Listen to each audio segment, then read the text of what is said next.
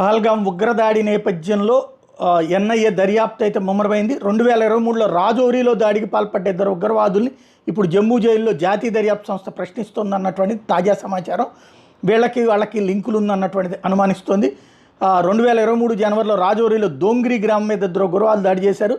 ఇక అట్లా 5గురు పౌరులు చనిపోతే పలువురు గాయపడ్డారు. ఈ దాడి సమయంలో అక్కడ ఒక ఇంట్లో ఉన్న ఐఈడీని దొండగులు అమర్చారు. ఓ ఇంట్లో మర్నాడు అది పేలి మరో ఇద్దరు చనిపోయారు. దీంతో ఉగ్రవాదులకు ఆశ్రయం ఇచ్చిన నిస్సార్ అహ్మద్, ముస్తాక్ హుస్సేన్ అనే ఇద్దరు వ్యక్తుల్ని అరెస్ట్ చేశారు. వీళ్లలో నిస్సార్ మాత్రం లష్కరే హ్యాండ్లర్ అబూ కతాల్ అలియాస్ కతాల్ సంధితో టచ్లో ఉంటూ ఇన్ఫార్మర్గా పనిచేశాడు. పహల్గాం ఉగ్రదాడి మీద విచారణ చేస్తున్న ఎన్ఐఏ అధికారులు కీలక ఆధారాలు సేకరిస్తున్నారు. దాడి జరిగినప్పుడు ఘటనా స్థలంలో పర్యాటకుల్ని, స్థానికుల్ని ప్రశ్నించారు. అక్కడ వాళ్ళు తీసుకున్న ఫోటోలు, వీడియోల ఆధారంగా దర్యాప్తు చేస్తున్నారు. ఈ ఉగ్రవాదులు క్షేత్రస్థాయిలో దాదాపు 20 మంది సహకరించినట్టు జాతీయ దర్యాప్తు సంస్థ గుర్తించింది. వీళ్ళలో చాలామందిని ఇప్పటికే అరెస్ట్ చేశారు. మిగిలిన వాళ్ళు నిఘా నీడలో ఉన్నారు. విచారణలో భాగంగా ఇప్పటివరకు 2